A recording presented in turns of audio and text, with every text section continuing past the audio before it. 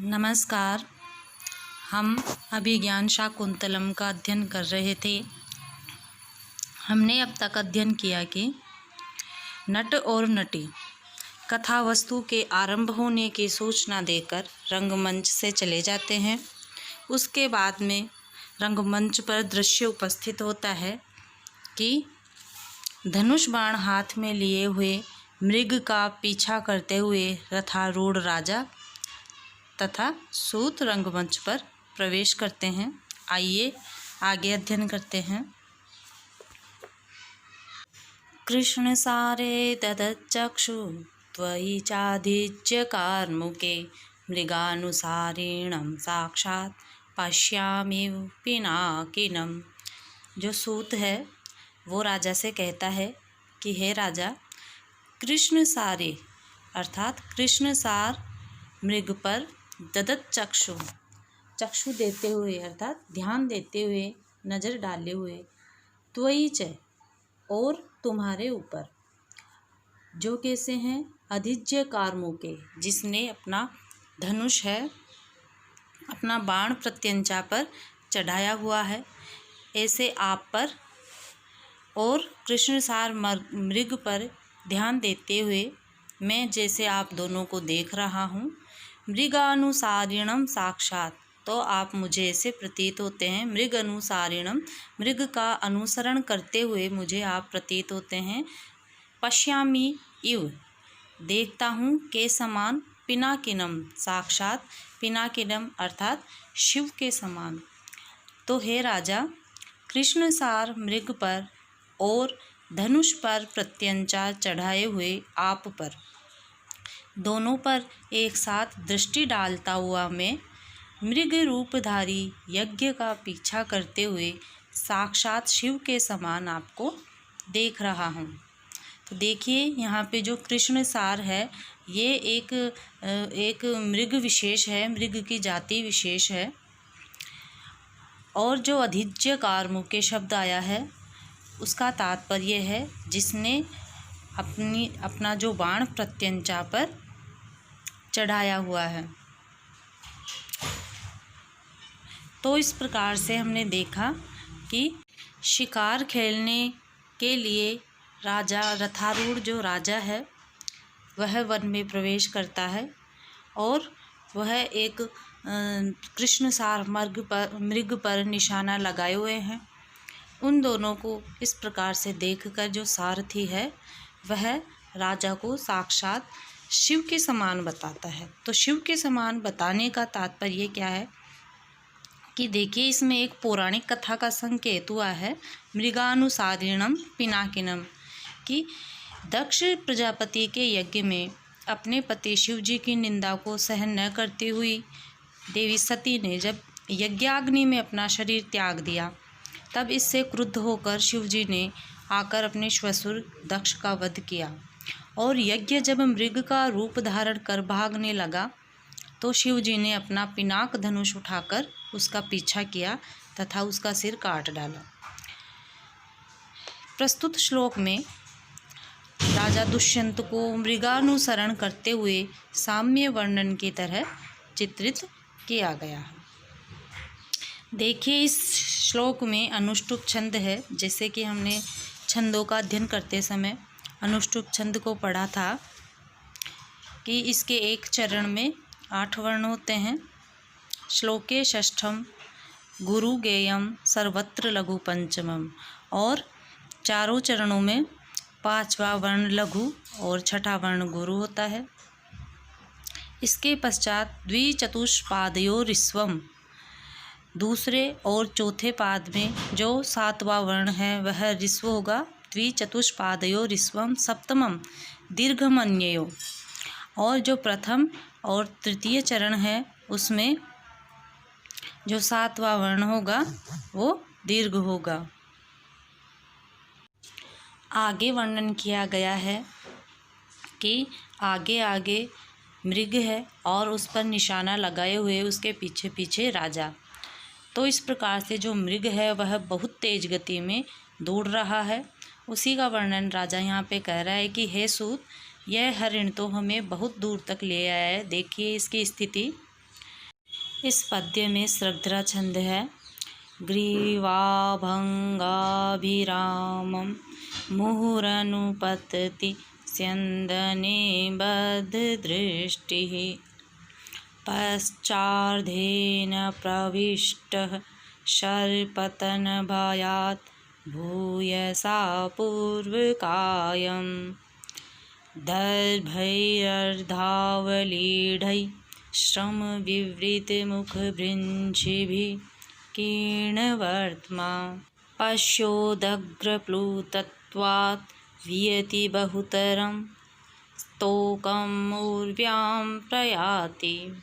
अर्थात ग्रीवाभंगाभिरामम अर्थात गर्दन को, ग्रीवा अर्थात गर्दन, गर्दन को मोड़ने से अभिरामम सुंदर बना हुआ, मुँह बार बार गर्दन को मोड़ने से सुंदर बना हुआ, अनुपतति अर्थात पीछे दौड़ते हुए, स्यन्दने रथ पर, बद्ध दृष्टि जिसने अपनी नज़र डाले हुए हैं। तो इस प्रकार से मृग अपने पीछे दौड़ते हुए रथ पर दृष्टि डाले हुए हैं और अपनी गर्दन को बार बार मोड़ने से उसकी जो गर्दन है वह सुंदर प्रतीत हो रही है। उसके पश्चात है पश्चार्धेन प्रविष्टः, उसके शरीर का जो आधा पिछला भाग है वह प्रवेश कर गया है। शरपतन भयात बाण लगने के डर से, भूयसा अत्यधिक, पूर्व कायम शरीर के आधे आगे वाले भाग में। तो इस प्रकार से कालिदास ने मृग की स्थिति का बहुत ही स्वाभाविक और सुंदर वर्णन किया गया है कि जो वह मृग है बाण लगने के भय से अपने शरीर के पिछले वाले भाग को मानो आगे वाले भाग में उसने प्रवेश कर लिया है। उसके पश्चात है दर्भई अर्धावलीढई, दर्भई जो कुछ घास है जिसको मृग खाते हैं, तो दर्भई अर्ध आधे, अवलीढई चबाए, आधे चबाए हुए कुशों के द्वारा, लीढई तृतीया बहुवचन का शब्द है। तो दर्भई अर्धावलीढई आधे चबाए हुए कुशों के द्वारा, श्रम विवृत, श्रम के कारण खुला हुआ है, विवृत का तात्पर्य है खुला हुआ है, मुख भृंशी भी, मुख आधा श्रम के कारण जिसका मुख खुला हुआ है, इस प्रकार के मुख से आधे चबाए हुए जो कुछ घास है वह गिरकर कीर्णवर्त्मा, उसने जो मार्ग को व्याप्त कर दिया है। तो मार्ग में मृग के द्वारा अत्यधिक परिश्रम के कारण जो उसका मुख खुला रह गया और जिसमें आधे चबाए हुए जो कुछ घास थी उसके द्वारा जो मार्ग है वह व्याप्त हो गया है। कीर्णवर्त्मा का तात्पर्य है मार्ग व्याप्त हो गया है, अर्थात जो घास है वह रास्ते में बिखर गई है।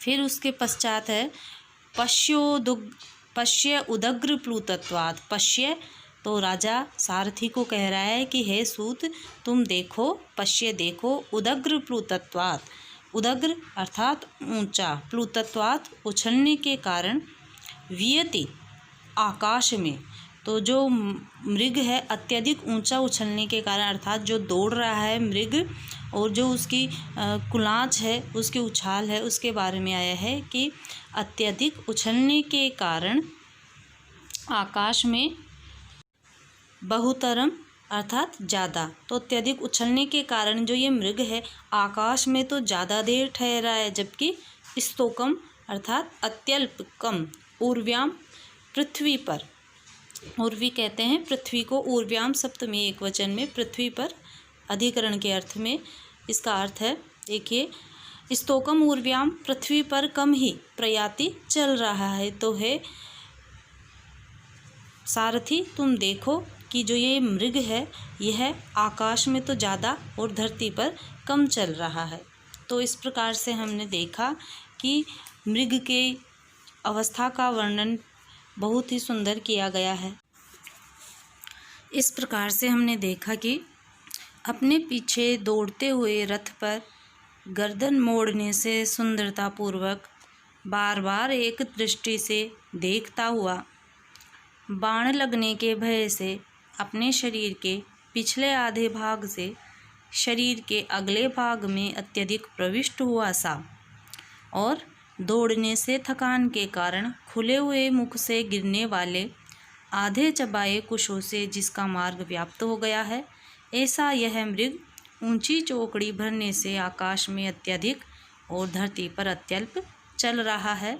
यह वर्णन राजा सूत से कर रहा है कि हे सूत, तुम देखो। इसके पश्चात राजा सूत को कहता है कि हे सूत, अरे देखो, इसके पीछे पीछे दौड़ते हुए भी मेरे लिए अब यह बड़ी कठिनाई से दिखाई दे रहा है।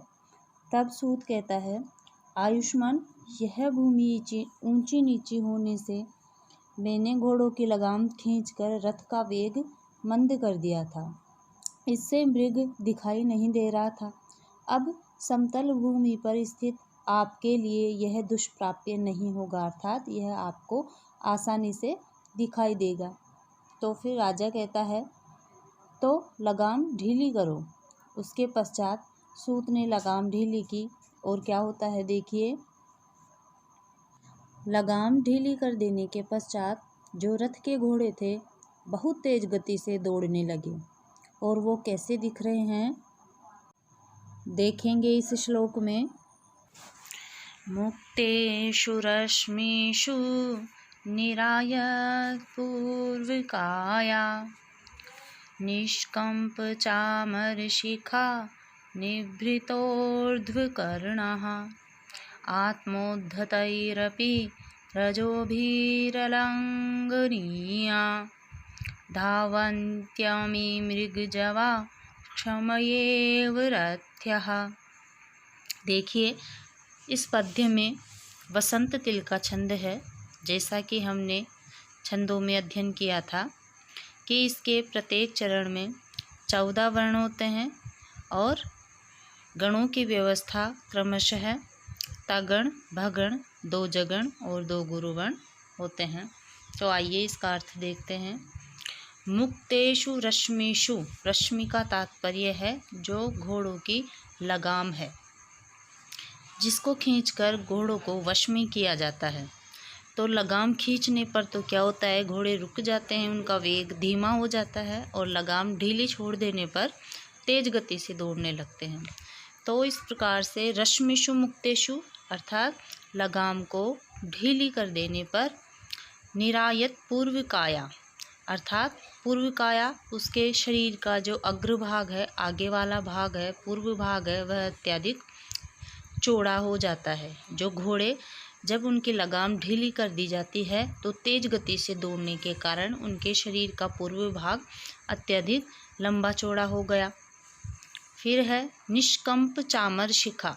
चामर शिखा का तात्पर्य है मस्तक पर बंधी हुई कलंगी या चोटी। तो अत्यधिक दौड़ने के कारण वह कैसी हो गई, निष्कंप अर्थात निश्चल हो गई। फिर उसके पश्चात है निभृत ऊर्ध्व करना। निभृत ऊर्ध्व करना, कान खड़े तथा निश्चल हो गए। तेज गति से दौड़ने के कारण घोड़े के जो कान है वह निश्चल हो गए, खड़े हो गए। फिर है आत्मोद्धतैरपि। आत्मोद्धतै अपि, आत्म उद्धतै अपने द्वारा उड़ाई गई भी। रजो भी, रज कहते हैं धूल को, रजो भी तृतीया बहुवचन में धूल से। अलंघनीय अर्थात जो उल्लंघनीय नहीं है, अर्थात अपनी द्वारा उड़ाई हुई धूल से भी जो उल्लंघनीय नहीं, अर्थात उस धूल को भी उंघाल नहीं सकते ऐसे घोड़े। अमीरथ्या, ये रथ के घोड़े।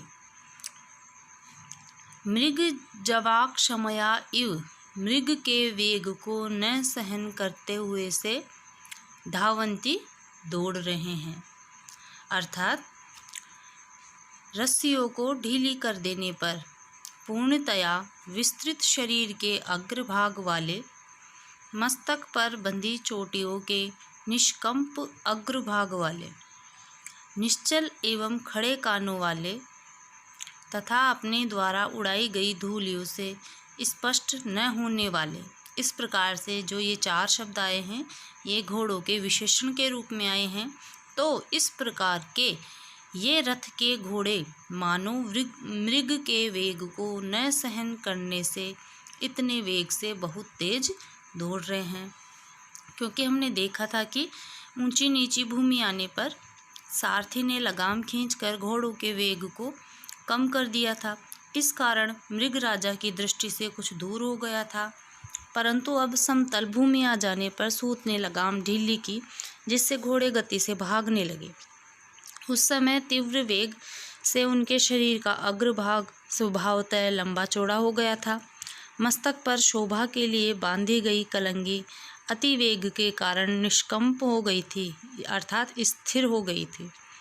दौड़ने के कारण दोनों कान भी एकदम खड़े थे और अपने खुरों से उड़ाई गई धूल भी इनके शरीर का स्पर्श नहीं कर पा रही थी। तो इस प्रकार से ये रथ के घोड़े बहुत तेज दौड़ रहे थे। रथ के घोड़े जब बहुत तेज गति से दौड़ने लगे तो राजा ये देखकर सूत से कहता है कि सचमुच ये घोड़े वेग में सूर्य और इंद्र के घोड़ों का भी अतिक्रमण कर रहे हैं। क्योंकि देखो, यदालोके सूक्ष्मं व्रजति सहसा तद्विपुलतां यदर्धे विच्छिन्नं भवति कृतसन्धानमवितत् प्रकृत्या यद्वक्रं तदपि समरेखं नयनयो न मे दूरे किंचित् क्षणमपि न पार्श्वे रथजवात्। देखिए, जो हमारा ये पद्य है इसमें शिखरिणी छंद होता है। शिखरिणी छंद का लक्षण है रसैरुद्रैश्छिन्ना यमनसभलागः शिखरिणी।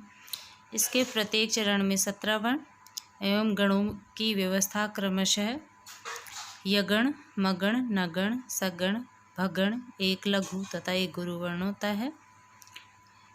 छठे तथा 11वें वर्ण पर यति होती है। ये हमने इसके लक्षण और उदाहरण में हमने लक्षण में देखा था। देखिए, हमारा जो पद्य है, यदालोके सूक्ष्मम, यद आलोके, आलोक का तात्पर्य है देखने में, अर्थात जो वस्तु देखने में, सूक्ष्मम व्रजति, सूक्ष्म अर्थात छोटी, व्रजति हो जाती है। कैसी, अर्थात जो वस्तु छोटी है वह कैसी हो जाती है?